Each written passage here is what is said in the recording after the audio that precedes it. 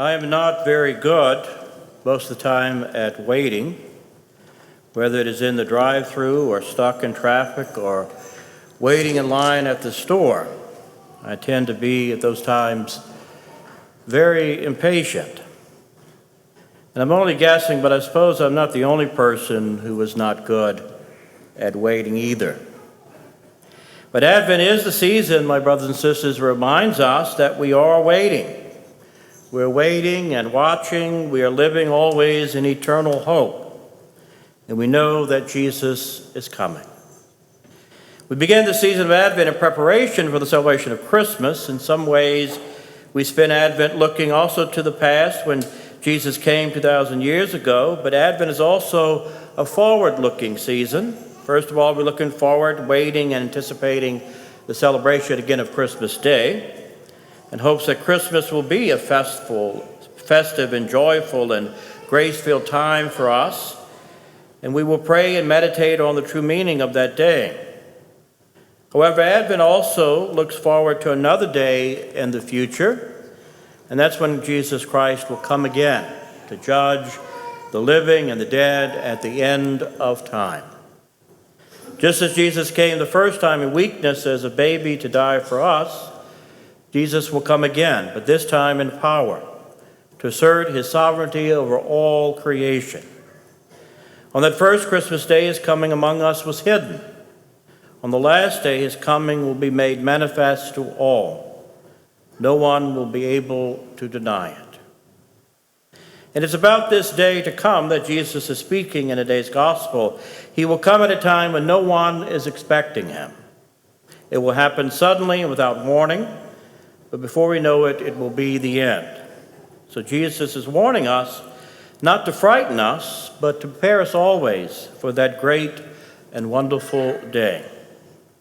The problem is the world has been waiting for this day for 2,000 years. It's been too easy to forget Jesus' words, to put it out of our minds that he really is coming again.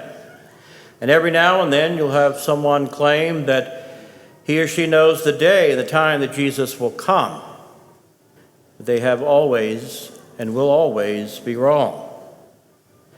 So we start to lose sight of the promise of that day. We can easily get lost in other concerns. We as human beings usually are not very good at waiting. And that's natural and understandable. That is why we have, though, this season of Advent to remind us once again that this world and everything in it is only temporary. It will all come to an end one day when Jesus comes again. That is why we have to always be ready, be prepared, to be waiting and watching. And we do that by staying focused on the Lord and pleasing the Lord at all times. The best way to be ready is to strive always as best we can, every minute of every day, to stay focused on our Lord Jesus Christ. This is not always a matter of just trying harder. It's ultimately a matter of trusting totally in the Lord. Today's first reading, the prophet Isaiah uses the beautiful image of the clay and the potter. Just as a potter takes care to shape the clay, so our Lord is at work always in our lives, shaping us into the person he created us all to be. He's working to open our hearts to the needs of the people around us. He's stirring our souls so that we desire to pray. He's enlightening our minds that we can understand his word deeper. The more we welcome the Lord, though, into our lives, the more he will work to make us into the people he dreams and he knows that we can truly be. Again, that problem is we're not good at waiting. We want it now. And we get so easily distracted and pulled in so many different directions. But we have many powerful examples of holy men and women who inspire us in our holy waiting and watching. Today, I'd like to call to mind someone who truly allowed God to mold and shape him into a very powerful example in very difficult circumstances. And that person is Venerable Cardinal Francis Xavier Nguyen Van Thuan. Cardinal Tuan was appointed coadjutor Archbishop of Saigon in 1975. And 6 days after his appointment, Saigon fell to the communists and he was thrown into prison. He would spend a total of 13 years in prison. 9 of those years he was placed in solitary confinement. I think waiting in traffic can be so very difficult. I cannot begin to imagine how excruciatingly painful it is to wait in prison for 13 years to be released from unjust imprisonment. He was subjected to torture and abuse, and they tried in every way to dehumanize him. At first, he admitted it was very, very difficult, and I quote, "Alone in my prison cell, I continued to be tormented by the fact that I was 48 years old, in the prime of my life, that I had worked for 8 years as a bishop and gained so much pastoral experience, and there I was isolated, inactive, and far from my people. The hardest thing above all was that I began to feel helpless. My plans, my activities, my efforts were all for nothing. I wanted to do so many things to serve my people, but I could not."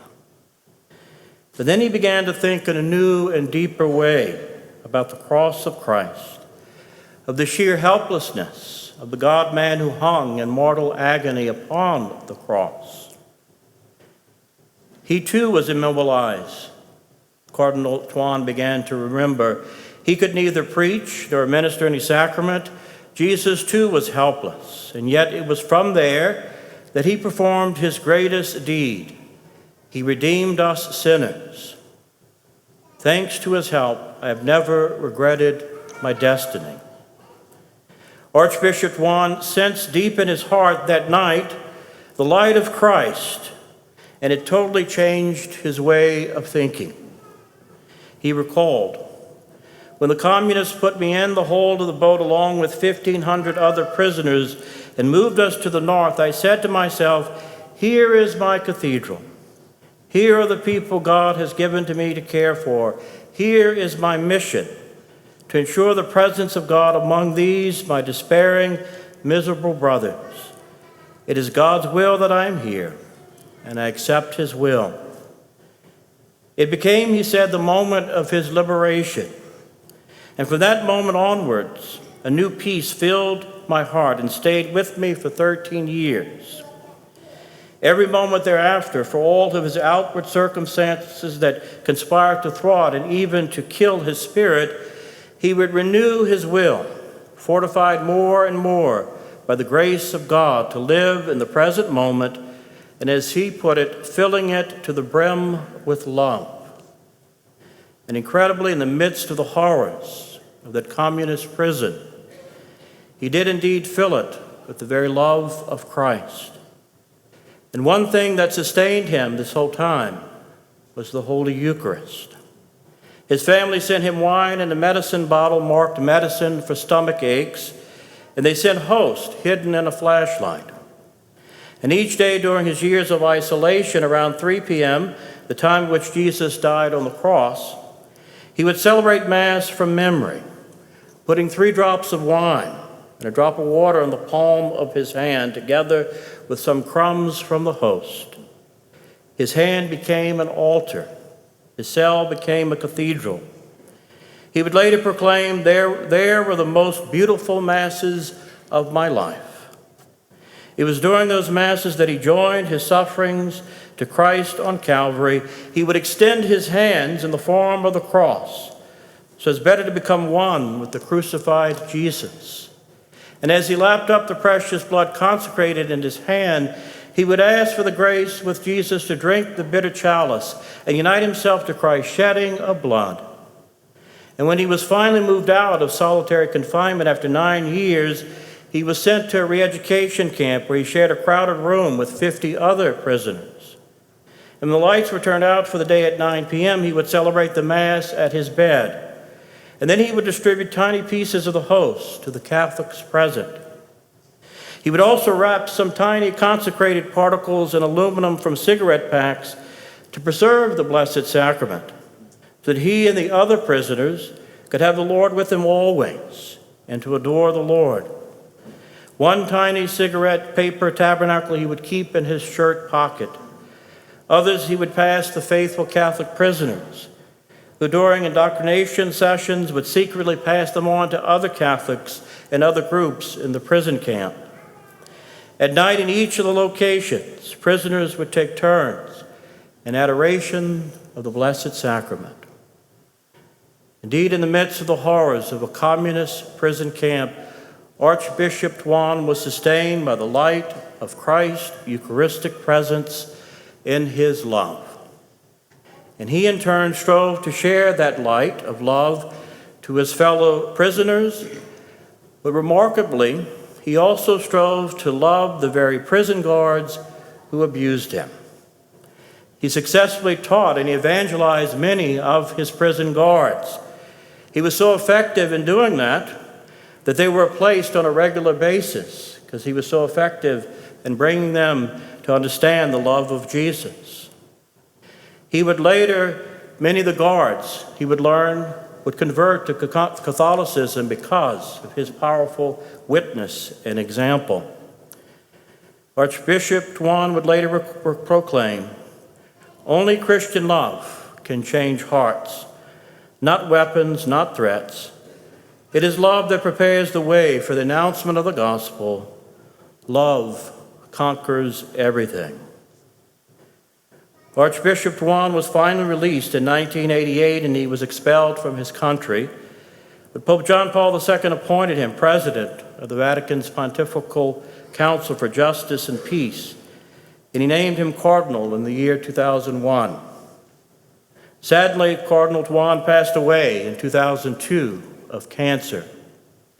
But in 2007, his cause for beatification was opened in Rome, and he has since been declared venerable by Pope Francis in 2017. Indeed, my brothers and sisters, Venerable Cardinal Tuan is one of the greatest Eucharistic witnesses of our modern times.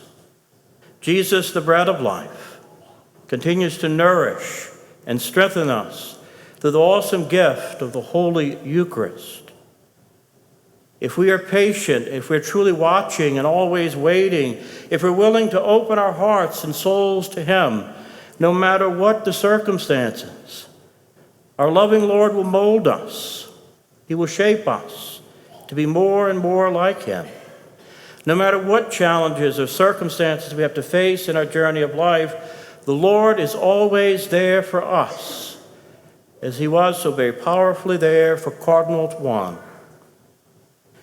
In this time of Eucharistic revival, and in this Advent season, my brothers and sisters, I encourage you to continue to deepen your love for Jesus. Deepen your love for Jesus in the Holy Eucharist. I encourage you to ask Venerable Cardinal Francis Xavier Nguyen Van Tuan to pray with you and for you to grow ever closer to Jesus, the bread of life. Some of you may have already noticed when you came in church today, but I invite you to spend some prayerful time meditating on a beautiful painting of Cardinal Tuan by the artist Paul Newton. It's him celebrating Mass on the palms of his hand. It's right there in the foyer of the church. It's a very powerful and moving painting. I encourage you to spend some time reflecting on the power of the Eucharist in your own life. One of the other things that Cardinal Tuan did, he wrote small and short messages, faith messages, on scraps of paper, and they were smuggled out of the prison to give comfort to all of his people as they struggled through those times. And I want to close with one of those inspirational messages. And I quote, "If you are all alone in some remote place, in the darkness of a prison, turn your mind toward the altars of the world, where our Lord Jesus Christ is offering His sacrifice. Unite yourself to the Eucharistic sacrifice.